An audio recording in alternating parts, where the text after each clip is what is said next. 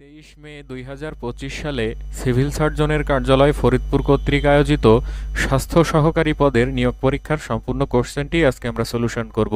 আশা করি সবাই ভিডিওটি প্রথম থেকে শেষ পর্যন্ত ধারাবাহিকভাবে দেখবেন। পরীক্ষার পূর্ণ মান ছিল 80 এবং সময় ছিল 1 ঘন্টা 30 minute.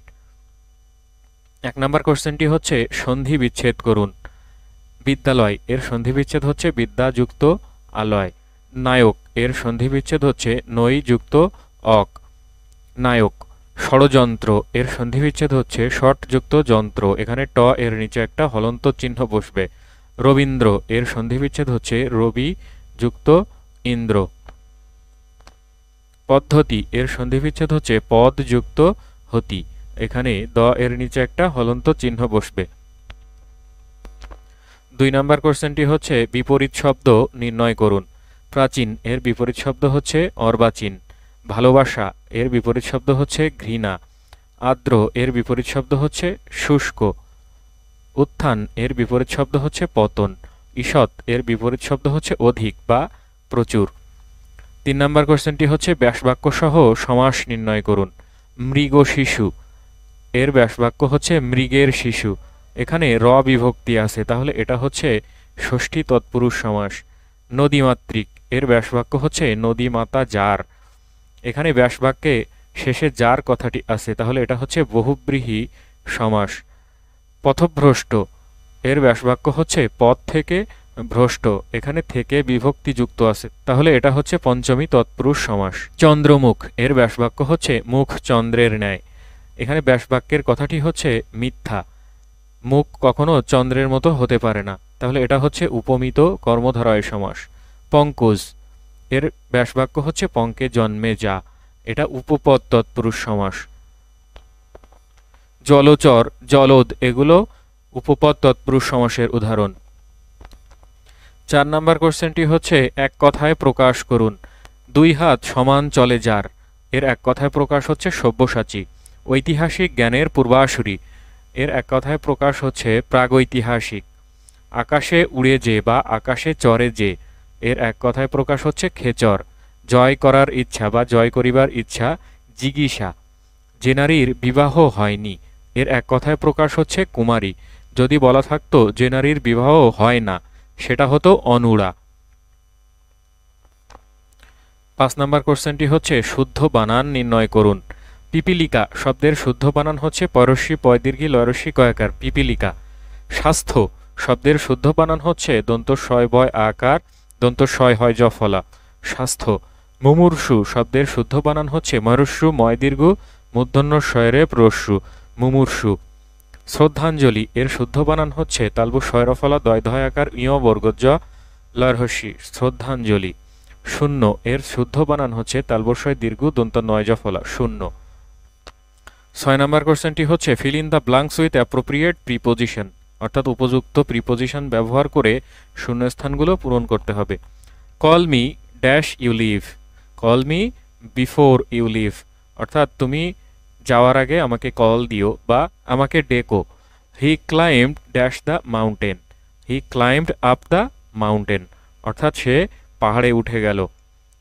The train is dash to start, the train is about to start, অর্থাৎ ট্রেনটি ছাড়ার মতো হয়েছে। What is the time dash your watch, what is the time by your watch, অর্থাৎ তোমার ঘড়িতে এখন কয়টা বাজে। The dog jump dash the wall, the dog jump over the wall, অর্থাৎ কুকুরটি দেওয়াল টপকে গেল। 7 নম্বর কোশ্চেনটি হচ্ছে change the voice. Take care of your health, এটা অ্যাক্টিভ ভয়েসে আছে এবং এখানে যেহেতু সেন্টেন্সটি ভার্ব দিয়ে শুরু হচ্ছে তাহলে অবশ্যই প্যাসিভ ভয়েসে লেট কথাটি আসবে, তাহলে এখানে হবে let your health be taken care of.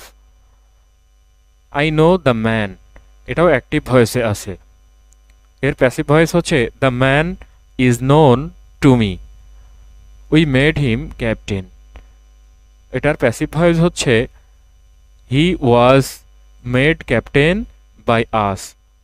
Honey taste sweet, এটাও অ্যাক্টিভ ভয়েসে আছে, এর প্যাসিভ ভয়েস হচ্ছে honey is sweet when it is tested.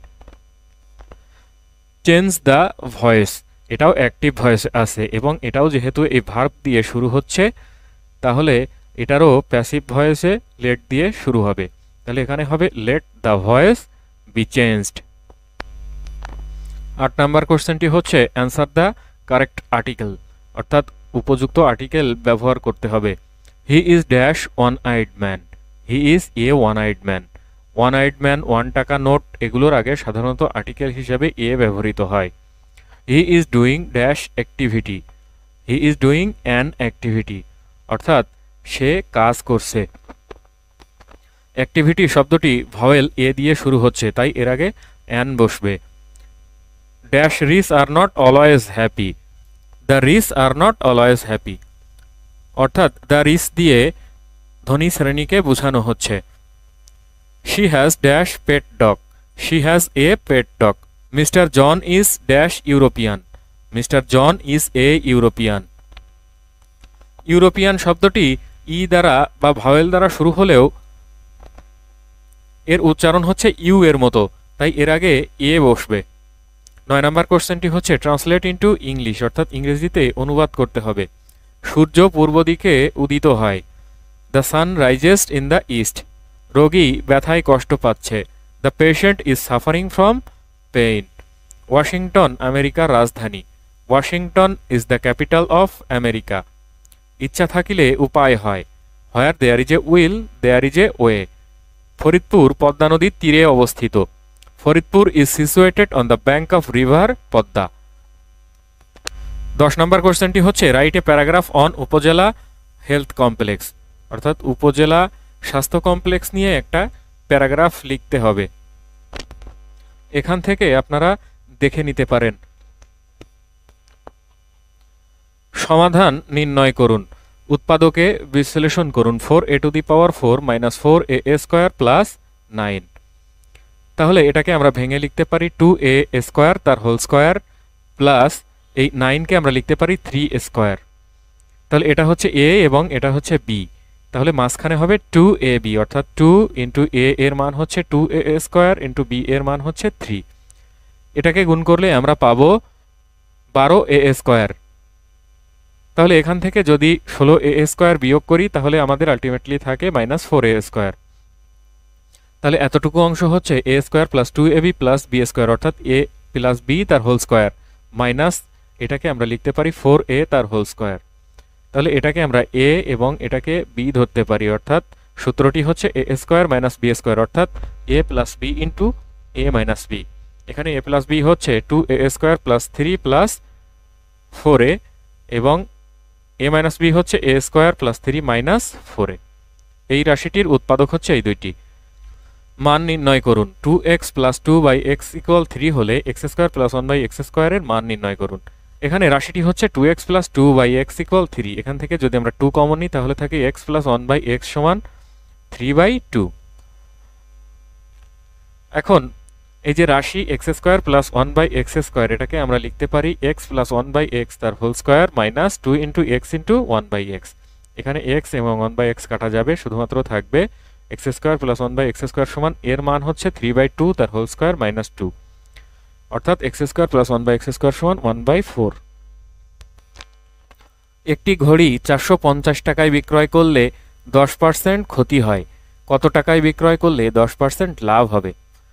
তাহলে ধরে নিলাম যে ক্রয় মূল্য হচ্ছে 100 টাকা এবং 10% ক্ষতিতে তাহলে বিক্রয় মূল্য হবে 100 মাইনাস 10 অর্থাৎ 90 টাকা, এবং 10% লাভে বিক্রয় মূল্য হচ্ছে 100 যোগ 10 অর্থাৎ 110 টাকা। তাহলে 10% ক্ষতিতে 90 টাকায় বিক্রয় করলে বিক্রয় মূল্য হবে 400 টাকা। 1% ক্ষতিতে 90 টাকায় বিক্রয় করলে বিক্রয় মূল্য হবে 450 বাই 90 টাকা। তাহলে এই 10% লাভে অর্থাৎ 110 টাকায় বিক্রি করলে বিক্রয় মূল্য হবে 450 বাই 90 গুণ 110 অর্থাৎ 550 টাকা। 12 নম্বর কোশ্চেনটি হচ্ছে নিচের প্রশ্নগুলোর উত্তর দিন। ইপিআই এর পূর্ণ নাম লিখুন। এর পূর্ণ নাম হচ্ছে expanded programme on immunization. LED এর পূর্ণ নাম লিখুন। এর পূর্ণ নাম হচ্ছে লাইট ইমিটিং ডায়োড। ইপিআই কর্মসূচি কত সাল থেকে শুরু হয়? ইপিআই কর্মসূচি 1979 সাল থেকে শুরু হয়। পেরুর রাজধানীর নাম কি? পেরুর রাজধানীর নাম হচ্ছে লিমা। সোনার তরীর লেখক কে? সোনার তরীর লেখক হচ্ছেন রবীন্দ্রনাথ ঠাকুর। বিশ্ব স্বাস্থ্য দিবস কবে? বিশ্ব স্বাস্থ্য দিবস হচ্ছে 7 এপ্রিল। মুক্তিযুদ্ধের কয়টি সেক্টর ছিল? মুক্তিযুদ্ধের সময় 11টি সেক্টর এবং 64টি সাবসেক্টর ছিল। ভিটামিন এ এর অভাবে কী রোগ হয়? ভিটামিন এ এর অভাবে রাতকানা রোগ হয়। জুলাই বিপ্লবের সর্বকনিষ্ঠ শহীদ কে? জুলাই বিপ্লবের সর্বকনিষ্ঠ শহীদ হচ্ছেন আব্দুল আহাদ। ধলেশ্বরীর শাখা নদীর নাম কি? ধলেশ্বরীর শাখা নদী হচ্ছে বুড়িগঙ্গা। সবচেয়ে বেশিবার ব্যালন ডি অর কে জিতেছেন? সবচেয়ে বেশিবার ব্যালন ডি অর জিতেছেন লিওনেল মেসি, সর্বোচ্চ 8 বার। ইলিশ মাছে কোন উপকারী খাদ্য উপাদান থাকে? ইলিশ মাছে থাকে ওমেগা 3 ফ্যাটি অ্যাসিড। পাটের জিনোম সিকোয়েন্স কে আবিষ্কার করেন? পাটের জিনোম সিকোয়েন্স আবিষ্কার করেন ডক্টর মাকসুদুল আলম। বাংলাদেশ কবে পোলিও মুক্ত হয়? বাংলাদেশ পোলিও মুক্ত হয় 2014 সালে। বিশ্ব স্বাস্থ্য সংস্থার সদর দপ্তর কোথায়? বিশ্ব স্বাস্থ্য সংস্থার সদর দপ্তর হচ্ছে জেনেভা, সুইজারল্যান্ড। এই ছিল ফরিদপুর সিভিল সার্জন কর্তৃক আয়োজিত স্বাস্থ্য সহকারী পদের নিয়োগ পরীক্ষার সম্পূর্ণ প্রশ্ন সমাধান। আশা করি সবাই বুঝতে পারলেন। এরপরেও যদি কেউ না বুঝে থাকেন অবশ্যই কমেন্টস বক্সে কমেন্টস করে জানাতে ভুলবেন না। ভালো লাগলে চ্যানেলটিকে অবশ্যই সাবস্ক্রাইব করবেন, লাইক, কমেন্ট, শেয়ার করবেন। ধন্যবাদ সবাইকে।